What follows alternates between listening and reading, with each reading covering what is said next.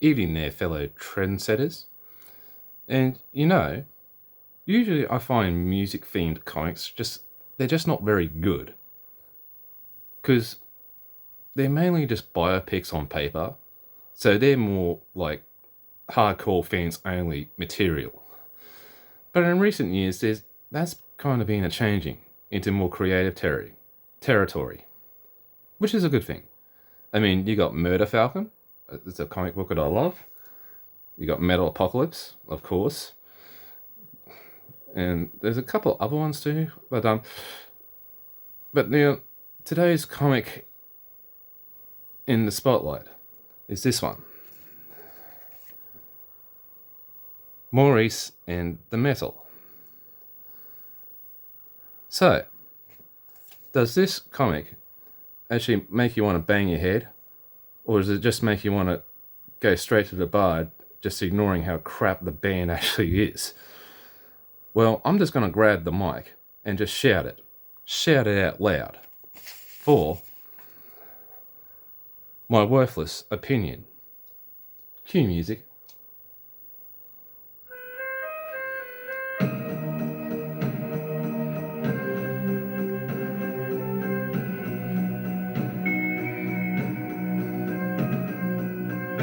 Stop. Main content.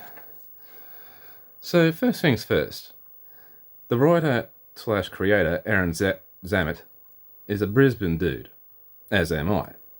So I actually met this guy back in the Crowbar, this gig venue years ago, where he was actually launching the first issue for this series.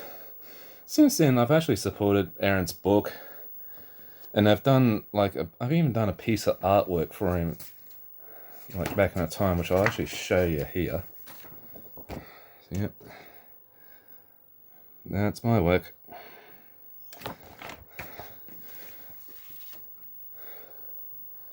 So every time that I get to meet up with him, I get to have a chat and stuff about just metal, of course, and comics.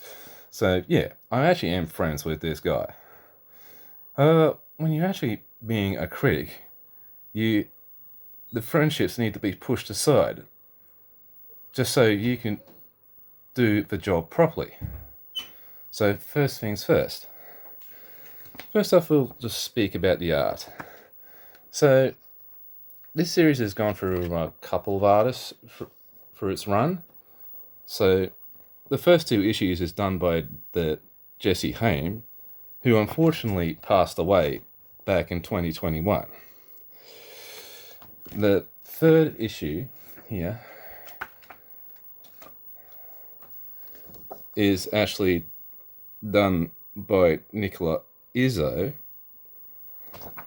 and the latest one, the fourth issue, is actually done by Laura Marshall.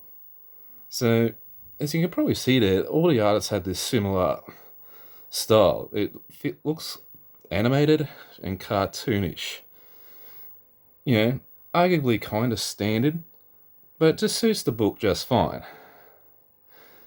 Especially how it just makes the protagonist, Maurice himself, feel animated and lovable. He's like that enjoyable type of character. This whole thing could be an animated movie when you think about it. So the story to the whole thing. Well, here's an idea. What if you were able to get superhuman strength off a magical Walkman playing thrash metal mixtapes? Well, that's what happens here. Maurice, who's a typical teenage metalhead who drums for a lousy thrash band, where after he gets mugged by gothic turd nuggets, has an unfortunate accident with his Walkman. This accident triggers the Walkman not just to give him strength, but also speaks to him. And it turns out it's his deceased dad that's possessed the Walkman. So after some convincing Maurice becomes the defender of metal against all the hair-teased Adam family rejects waging war on the Thrashers. So, summing this all up, it's a good versus evil story. It focuses on Maurice's story, of course, on his journey. He has his challenges, his strengths and weaknesses. It's the whole thing is kind of character driven. Did I actually mention like this is actually set in 1985? Stranger Things, anyone? So the execution for this whole thing, well, I would safely say like this series delivers just a no nonsense meat and potatoes type of story. I mean, Maurice is likable, he's relatable, story and art just flow well. It feels like a feel-good animated comic series, which is a positive. But this also turns it into a negative. What do you mean? Well, the feel-good animated style makes this feel a bit too safe and leaning too much to the commercial side for my liking. Look, okay, Aaron's not willing just to copy like Metapocalypse over the top black comedy, sure. Try to make it stand out a bit more on its own, which it does. But I believe like the it needs to be a bit more pushed, like to be a bit more daring and dangerous. How metal was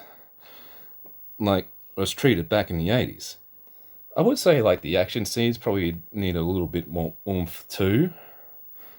And I kind of feel like I'm probably about me saying that a lot when it comes to like these types of comics. But the whole verdict out of the whole thing, yeah, I actually give this a 3.5 out of 5. It's a solid, decent Australian comic going strong, but I still believe there's still room for improvement, and hopefully there's more issues to come. And hell, I'm kind of hoping maybe Aaron might surprise us all by actually probably pushing it a bit more harder. Maybe even have this insane plot twist at the end. We'll just see what happens. But what can I say? After all, this is just nothing more than my worthless opinion. Please like and subscribe and all that junk. And